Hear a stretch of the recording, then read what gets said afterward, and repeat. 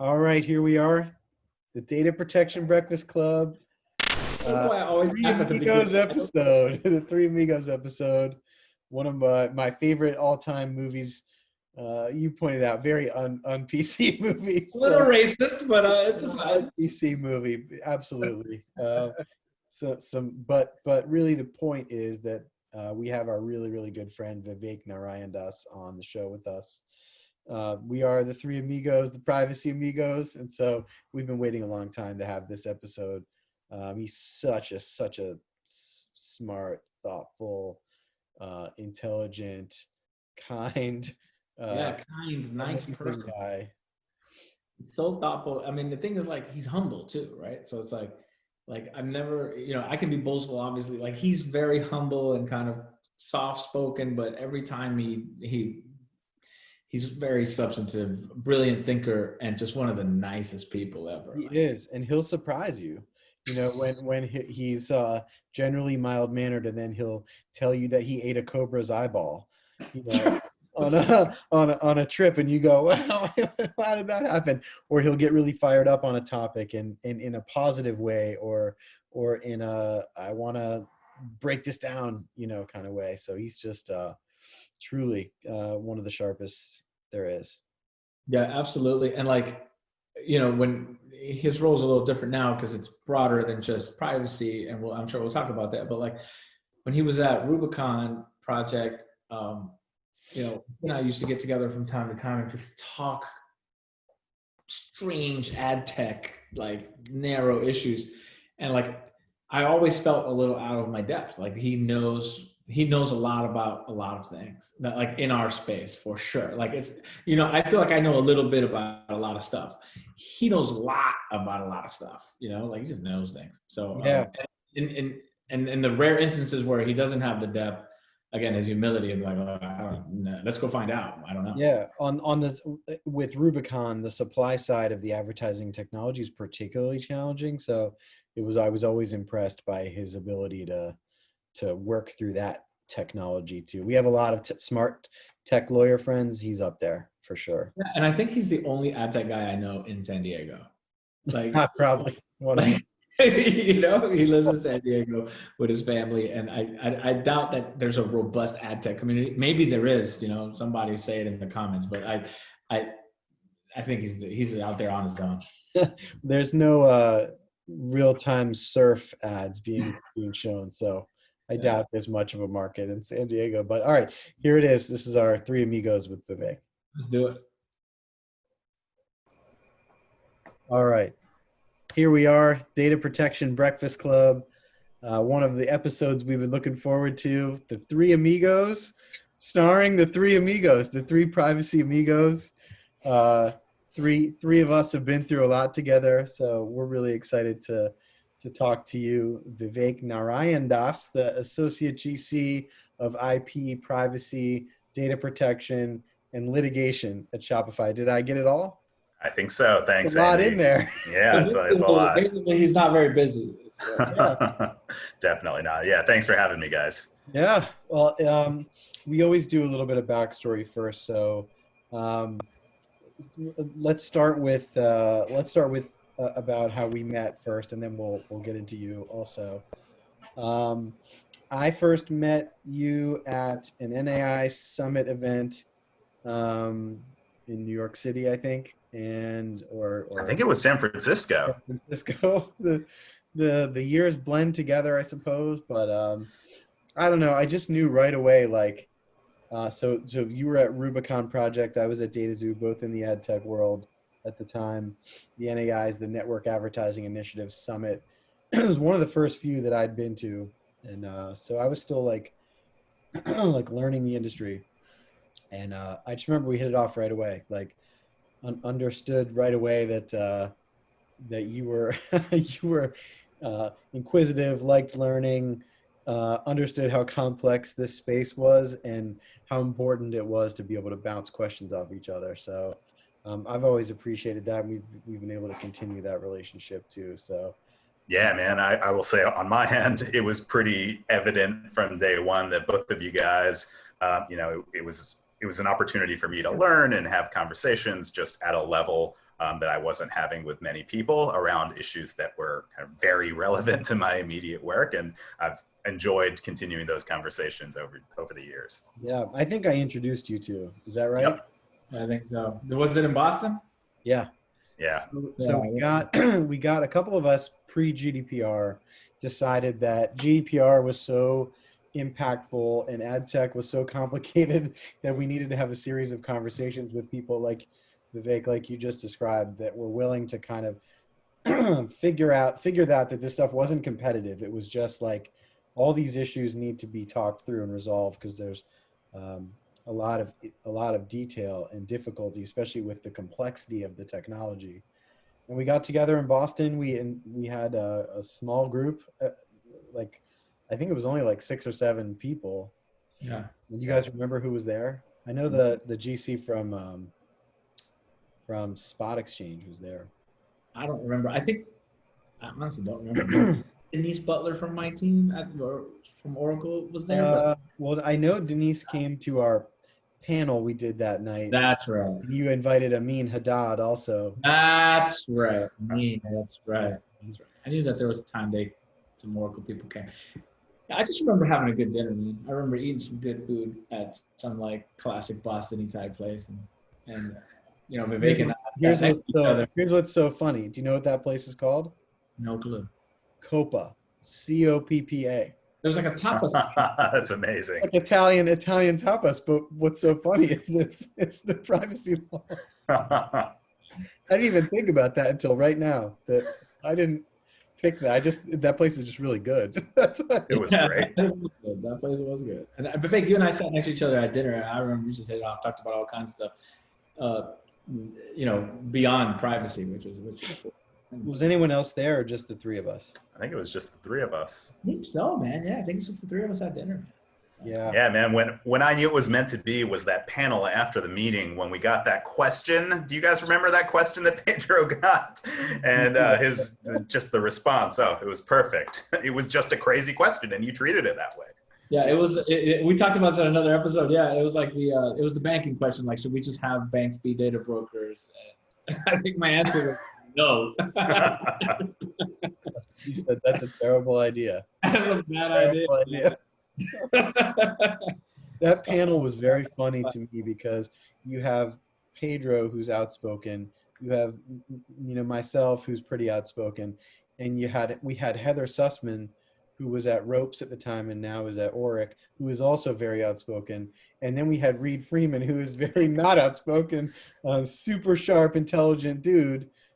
He with Wilmer Hale and now Venable, and like knows ad tech inside and out, but he's very rules based. I thought that was an interesting mix of people. I'm glad he didn't field the bank question because I don't know what he said. That was good times, man. That was good times. So Vivek, let's go. Like, how'd you get into it? Like, how'd you get into the game?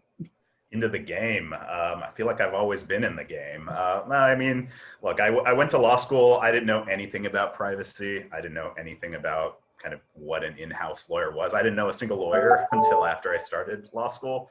And I thought I was going to do criminal law. I thought I wanted to be a prosecutor. And I spent kind of law school my first few years out. I was litigating at a firm. I clerked a couple times. I thought I wanted to be a prosecutor until I realized, you know what, I got some very strong views on the criminal justice system. Maybe that's not the best role for me. And I started to think about, what am I good at? What do I like? I like technology. I like civil rights. I like big picture questions about how kind of people manage, themselves and their private lives. And privacy seemed to be a place where I could kind of have those big picture philosophical conversations, but still get to dive into the tech, and where I wouldn't have to be a patent lawyer, even though I do some patent work now in my day to day.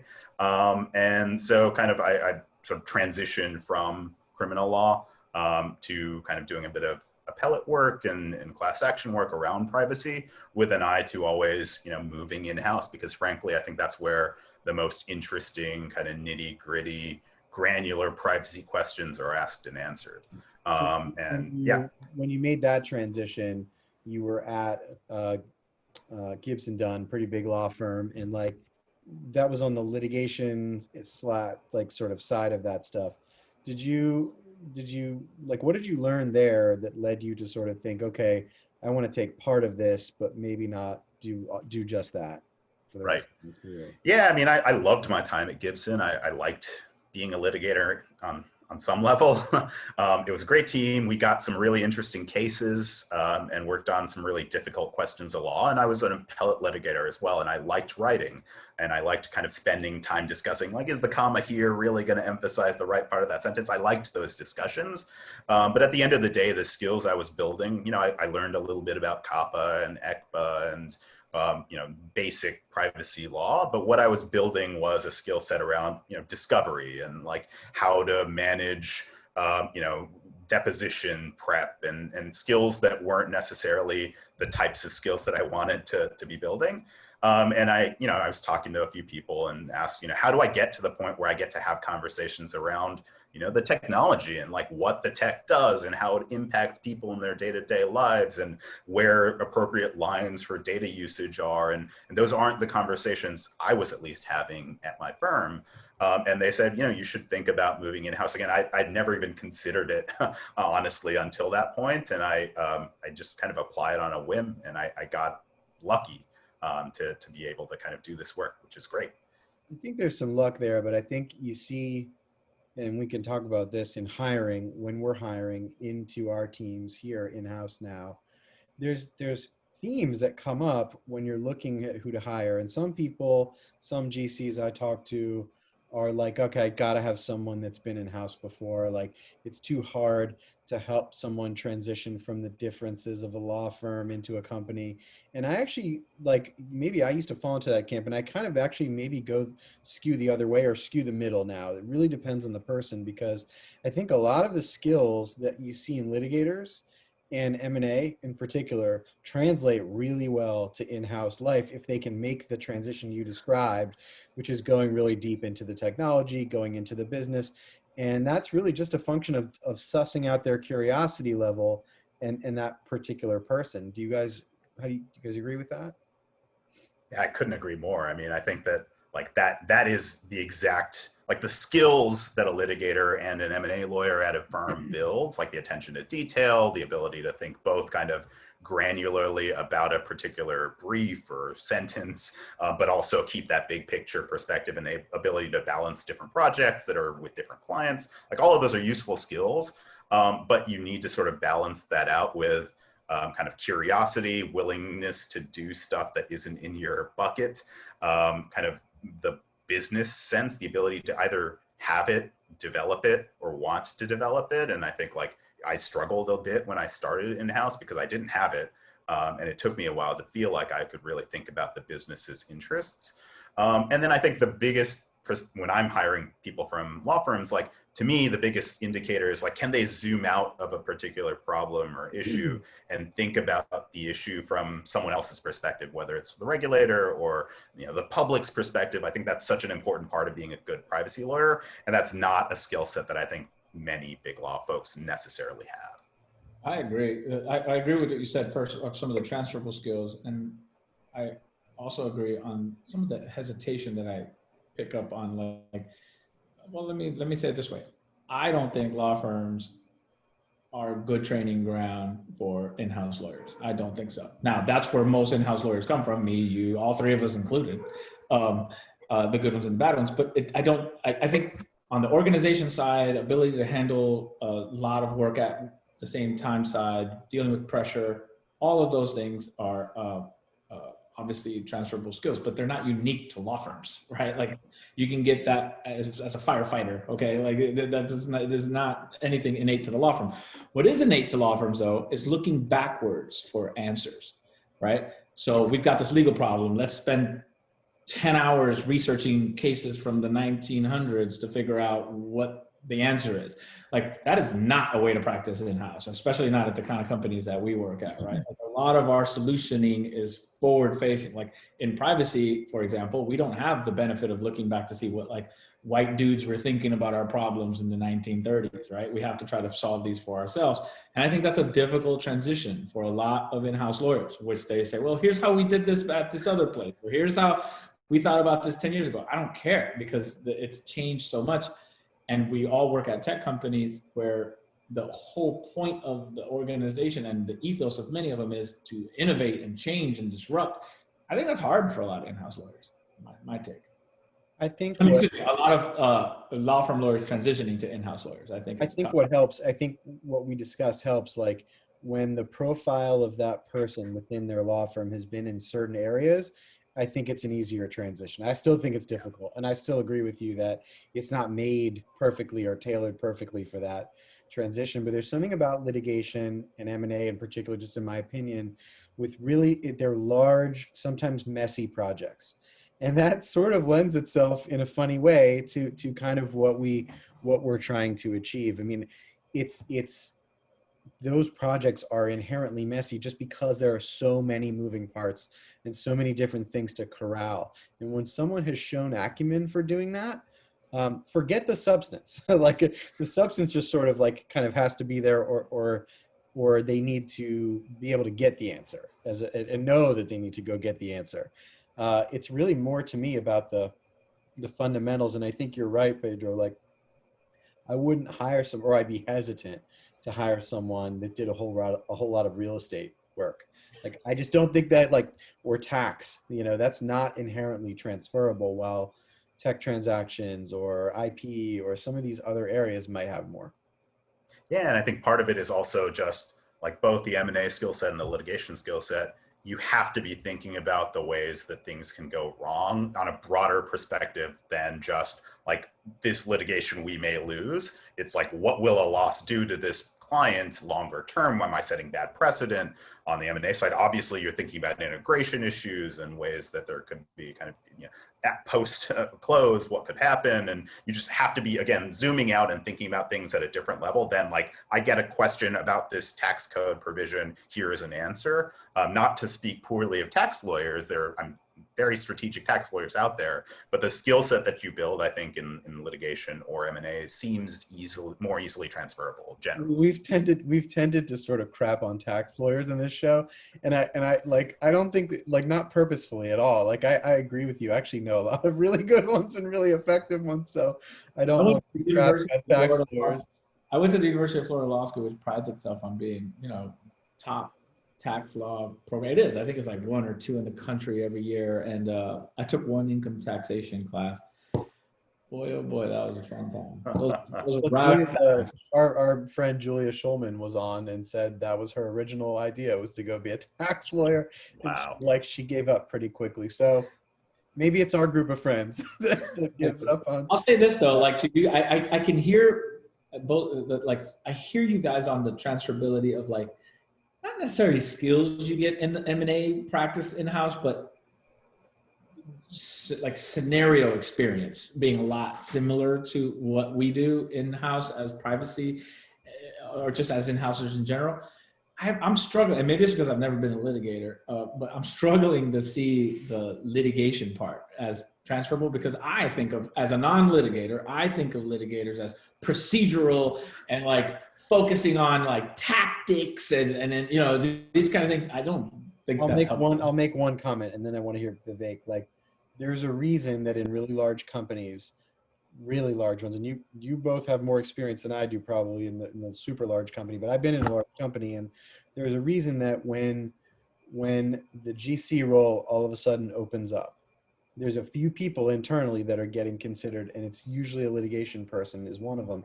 And one of the reasons I think is because it's a lot like privacy, and it's a lot like corporate work. It spans across the business units. You have to understand the entire business. So maybe you're right, Pedro, from an outside counsel viewpoint, maybe it's a little less transferable, but all of a sudden when that person goes in-house and they've gotten both experiences, then they're in-house and they're dealing with, if the litigation load is heavy, you're dealing with board level issues. So like company level insurance issues, optics, if you're a public company, the optics of those lawsuits. And so that's why those people, I think if they make the adjustment, they go in-house, then they tend to rise up to the top.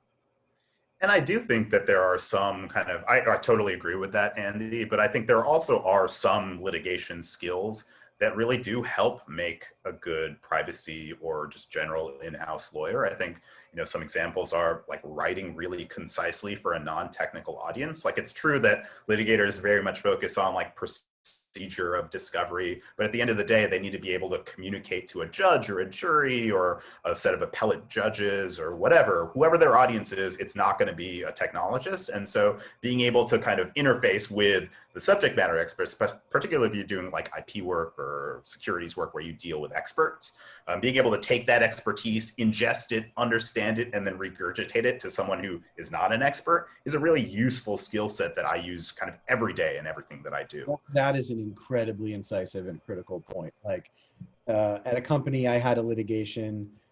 Shout out to Scott Lashway, he was at Holland and Knight then, but representing us in a very like ad tech, very complex lawsuit, and the writing was key.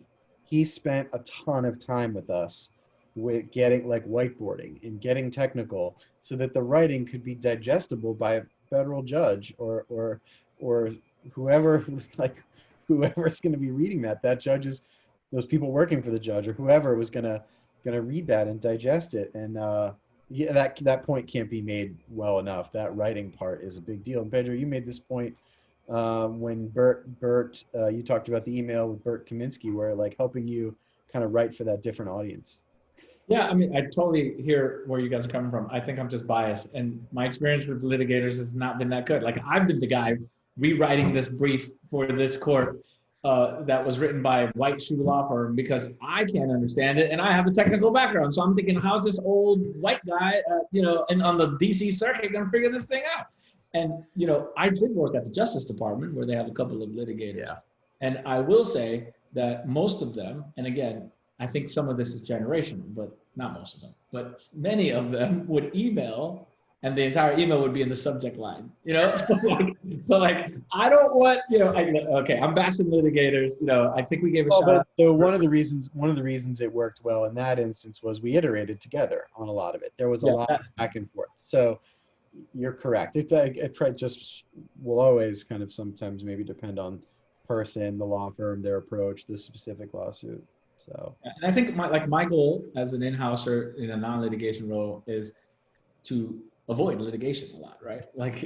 And so a lot of my work is to try to protect us from the point where we've got to call the litigation department or outside counsel to help us do things. So maybe I've just got I've got a phobia now. Maybe that's well, and I will say that's the other area where I do think there are directly transferable skills, and it's like I have experience that's kind of in my blood as to like what are the documents that will come out in a litigation? How will they come out? What is admissible evidence? Like, that is kind of second nature to me. So when I'm thinking about framing an issue, I'm always at the back of my mind thinking about how it will be kind of used against me if things go bad. And, I think it's not necessarily the most important skill for a privacy lawyer to have, but particularly now in my role where I'm doing privacy and litigation and IP, kind of being conscious of and being able to communicate with people about let's make sure that we're thinking about how to make sure that everyone after the fact understands we're doing this for the right reasons. I think it's a useful skill set as well.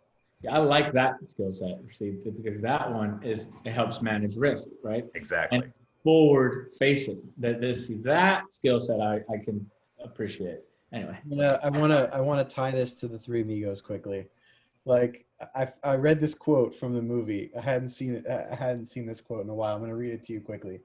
It's a speech made by the Steve Martin character, like at the end of the movie. And El Guapo is the bad guy. And he says, in a way, all of us has an El Guapo to face. For some, shyness might be their El Guapo. For others, a lack of education might be their El Guapo. For us, El Guapo is a big, dangerous man who wants to kill us. But as sure as my name is Lucky Day, the people of Santa Poco can conquer their own personal El Guapo, who also happens to be the actual El Guapo.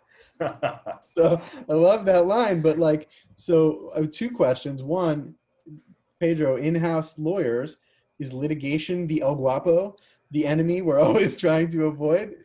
Not the litigation team or litigators. No, like the thing.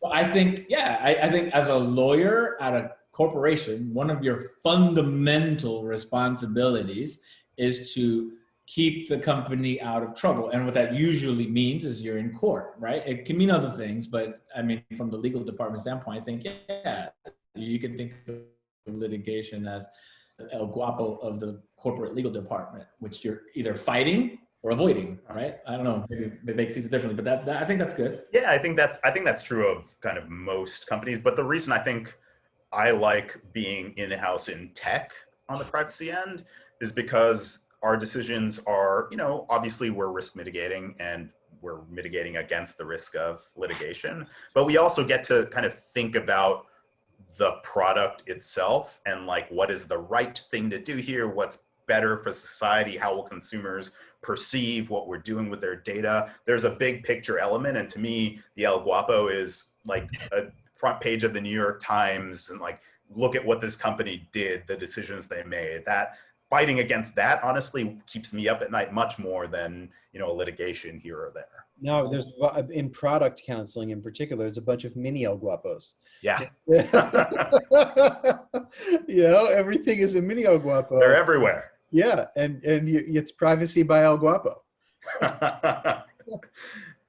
PBEG. Shout out to, hey, can I say a thing? This is not related, but it's on my mind. Shout out to real Mexicans who this movie is trying to portray. Can I shout out to real Mexicans? I'm looking at the Three Amigos and I'm thinking they could never make this movie today. Like, what in the hell is going on here? This movie is un-PC in every way. Period. Full stop. Shout out to real Mexicans. That's what I got there. But no, I like what Vivek said about there are multiple El Guapos, but the big one that I think about a lot that sometimes it's just intuitive, but he articulated it well, is the public perception, impact to customer, impact to the public El Guapo. I don't know if I call the media El Guapo, but what the media says can be El Guapo. I had a conversation, and this comes into play a lot when you are, as we've all been on the vendor side or the smaller side when you're dealing with an enterprise customer. And they say to you, listen, I understand that, they're trying to put their commercial terms on us, big liability cap, no liability cap, big indemnities. We're a small fish. I'm saying, how can I'm using all my weapons and my small vendor arsenal on them, killing them with kindness, saying like, look, I really want to do this deal with your logo is amazing. We want to have your logo, but I can't go to the board and tell them it's fraught with risk. And so we have these conversations. And I was having one recently with a pretty big customer, and the guy on the other side said something, he said something that we hear a lot, which is, I hear you. I get it. I totally get where you're coming from. If there's a huge problem, the issue for me is less about the liability cap and less about the money and the indemnity, and it's just public perception that we used a vendor and the vendor had an issue. And so, then when you get to that point in the conversation, it actually somewhat gets easier. It's like, is there a solution or not?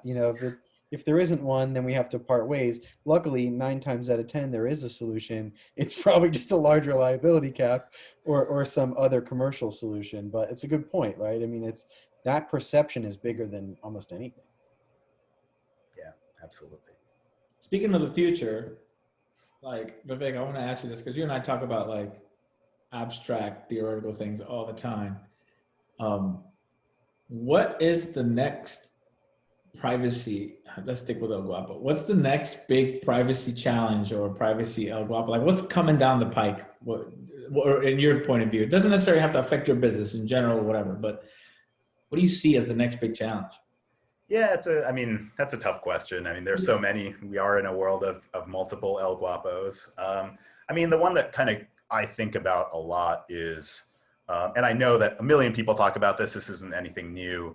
But the intersection of privacy and competition, and the kind of misuse of privacy as a basis to consolidate, monopolistic power or push out competitors, the use of privacy to build a moat, I think is almost an intractable problem, particularly, given that many regulators handle both privacy and competition. It seems like a really difficult problem that's going to present issues in almost every sphere of kind of how we interact with technology. And I don't see how we fix it. It's something that really worries me. Is it unfixable because of the inherent, and we've talked about this before, but like the inherent slowness of that that antitrust process in the United States? Like the technology in general just moves so quickly. Is that the issue, or are there other issues that make it so difficult? Can I say a thing? Oh yeah, please. Yeah, so I'm with Vivek on this, by the way, 100%. Like, I don't think it's about the technology emerging too quickly for antitrust. Not, at least not the point that Vivek was making. I think what it is using privacy compliance strategy, things under the veil of, well, we're trying to protect people's privacy to exclude competition. Exactly. There's a company out there with an interesting multicolored logo that has been accused of this, right? And essentially, obviously, yeah. yeah, weaponizing privacy controls as a way to, these are the allegations, but like, to limit existing competition and to kind of present really difficult challenges for emerging competitors, right? I think that is a real issue, and there's a real tension there, because the legal arguments for doing it are good, are strong. Like, hey, no, we're not trying to squash our competition. We're just trying to protect people's privacy, and we have the scale and scope to do it this way, and we're doing it this way, and we're following the letter of the privacy requirement law or whatever it is. Meanwhile, the result that comes out of that is, well, nobody can enter the market because you've consolidated, you've created a moat, a walled garden, whatever. Super, super interesting legal issue that I've been kind of tackling for a couple of years since before I came to Salesforce, and I don't know the answer. Now, turning to you, Vivek, with the impossible question, is like, how do we talk about this in a way that makes sense based on what we just talked about? Like, how do we do that? Yeah, it's a difficult question. If I could just kind of return to Andy's question and park yours for a bit, Pedro. Like, to me, I think the concern isn't necessarily, Andy, that it's just a slow time frame. I think that's an issue, obviously, but it's the issue that Pedro just mentioned about that tension, right? Like, both competition law and privacy law are about protecting consumers.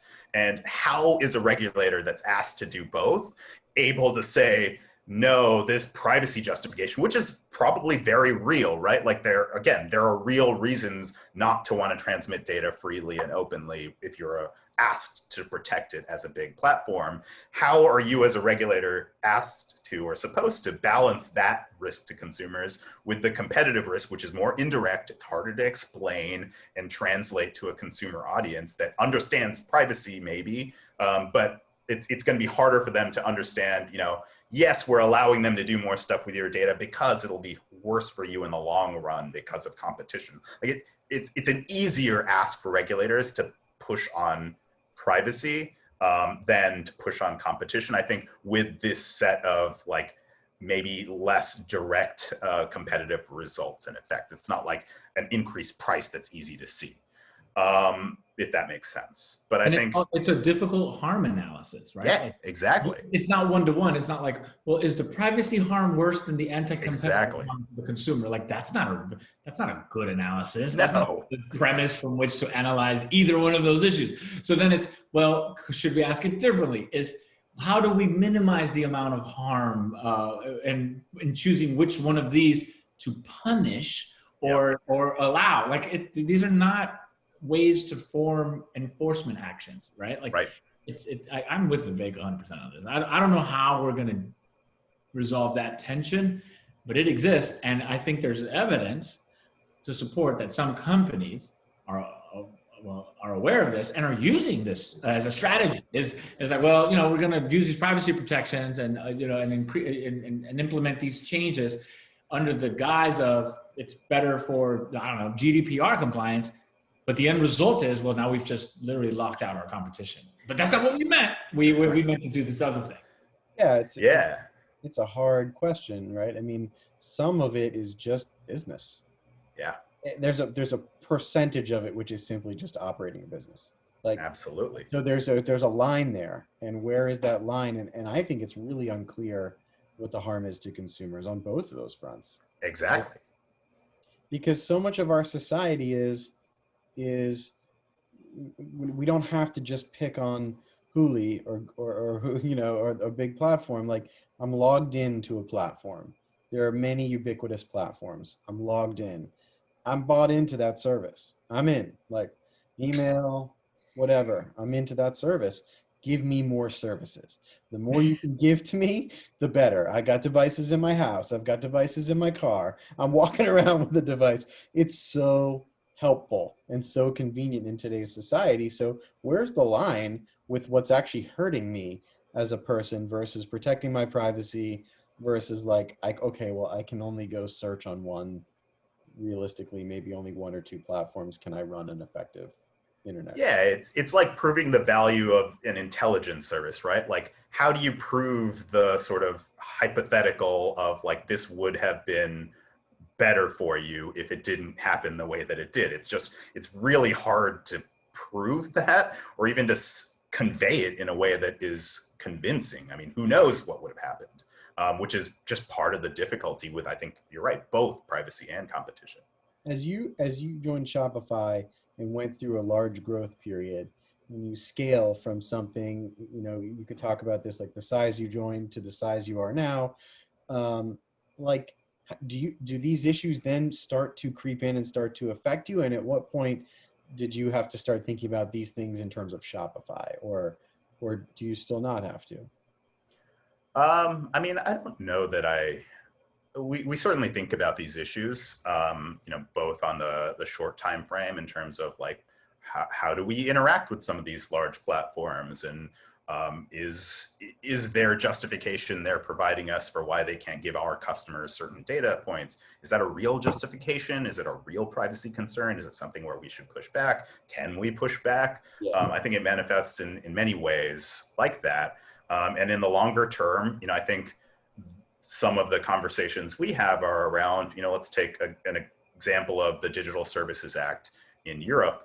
It's a huge set of proposals that is being discussed, and they're directly trying to get at some of these questions, right? Like, how do tech platforms, kind of balance competitive concerns with things like data protection, platform protection, content moderation? How should they be balancing those concerns?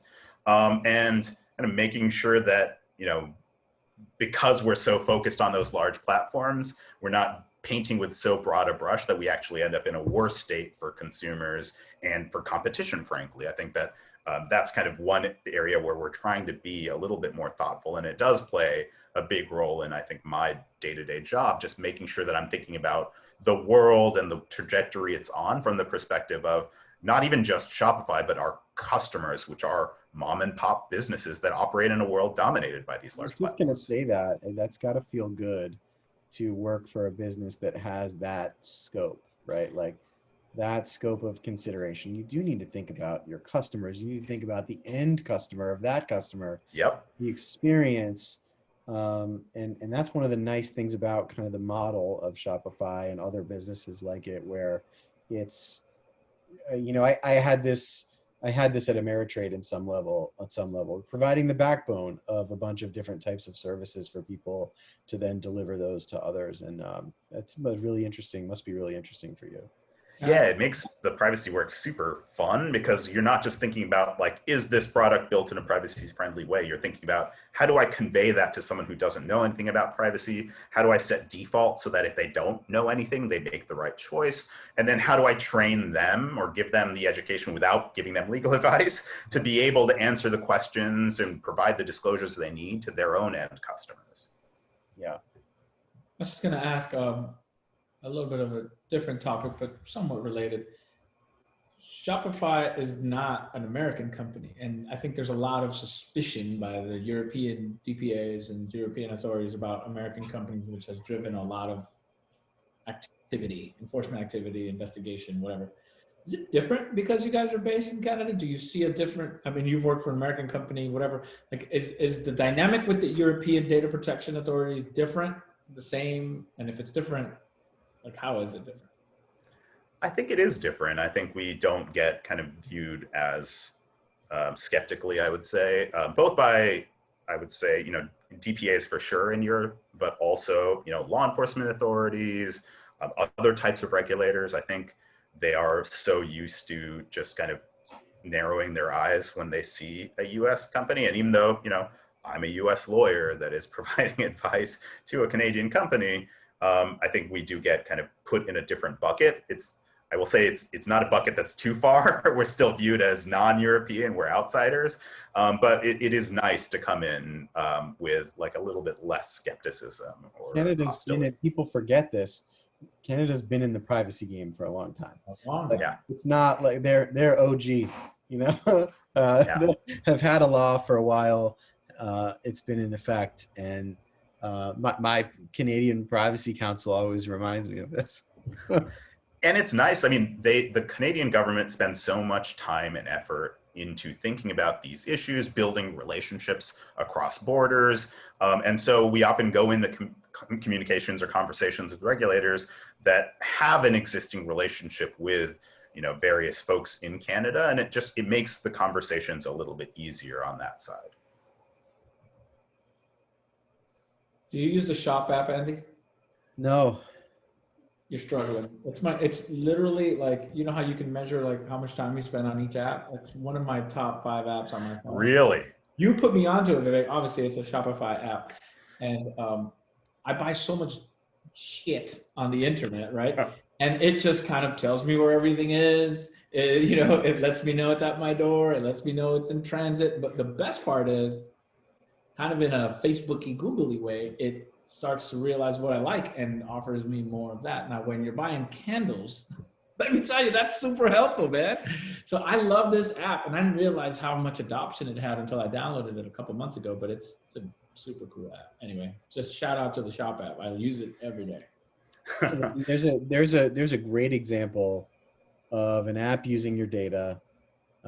They had to be thoughtful and conduct privacy by design, even to build the shopping functionality, much less the functionality you just mentioned, right? Makes our lives better, makes our lives easier, especially in a time like this when e-commerce is probably up, people are home, they're not going out as much. It's a good story. To me, it's a good privacy story. Yeah, and it feels good to be at a place where you can see the positive effect it's having. I mean, the number of stories, we occasionally get to hear, testimonials from merchants who, had a completely offline business and had to turn online because of COVID or what have you. And it feels good to hear their story and perspective of, why, some of our decisions around the privacy protections we put into place, how they sort of made their lives easier as they were translating into a completely new medium.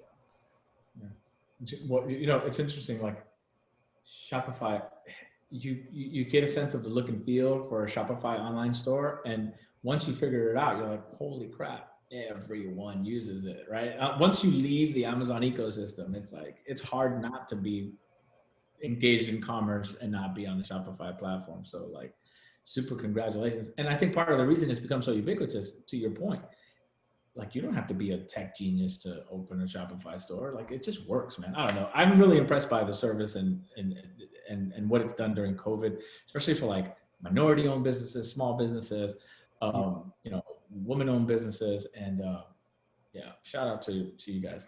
It's like, I think you've saved a lot of entrepreneurs in the last 6 months. That's awesome. So we got to finish up here soon, but we can. I got one more memory to share. We could reminisce a little bit. What year was it? We went to Washington, D.C. We got together the night before the IAPP conference with my law school friend, the 4 of us. Yes. We had many cocktails, and then we were just all over. We went to Haleo. All over Trump. Oh yeah. I don't know whether it was the election or just before the election or just after the election. Probably just after. We went to Haleo. I remember that. Yep, I remember that too. And yeah, I don't remember much else, but I think that has to do with the cocktails. Yeah, exactly. I'm going to pretend I remember. Did we go to Haleo first, second, or third? Because I have no idea. I remember him. I remember your buddy. He was cool. And honestly, I just remember just banging him back. And I think we were recovering from the election. And I think that's I think so. Jose Andres, the chef at Jaleo, is a superstar during this pandemic. Yeah. I mean, during everything, right? Like During Rico, everything. just what an incredible guy. During everything. So I'm a shout out to Jaleo, Jose Andres, and our support. Led to Absolutely. this World Kitchen. When we go back to the global summit, hopefully next year, I'm hoping. Jaleo, it is. We got to do it. All right, deal. Vivek, thanks for joining us, man. Thanks for having me. My two amigos. Thanks for having me. Yep. We'll talk to you soon, buddy. All right. Take care. All right, bye.